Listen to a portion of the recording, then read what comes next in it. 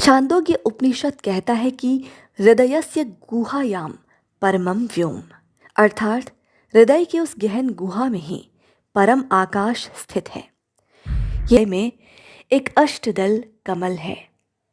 ये शरीर का अंग नहीं, चेतना की अवस्था है। जब ध्यान में मन स्थिर होता है, श्वास सहज होती है और भाव निर्मल होते हैं, तब ये कमल धीरे धीरे खिलने लगता है। और यही कमल निकुंज का वास्तविक स्वरूप है। भागवत में श्री राधा कृष्ण का निकुंज किसी बाहरी वन में नहीं घटता। वह आत्मा और परमात्मा का भीतरी मिलन है। राधा यानी खोजती हुई चेतना और कृष्ण पूर्ण चेतना। जब साधक का मन पूरी तरह समर्पित हो जाता है, तब ये दोनों धाराएं एक ही बिंदु पर मिलती हैं।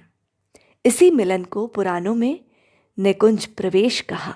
रासलीला कोई नृत्य नहीं, ये चेतना का नृत्य है। जब मन, प्राण और चित्त एक ही लय में बहने लगते हैं और जब ये लय बनती है, तब भीतर एक सूक्ष्म प्रकाश प्रकट होता है।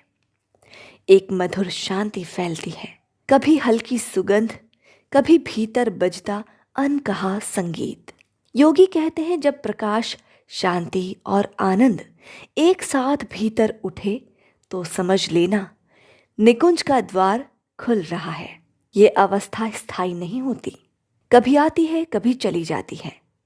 लेकिन जिस साधक ने एक बार भी इस उपवन की हवा को छू लिया, उसका जीवन फिर वैसा नहीं रहता।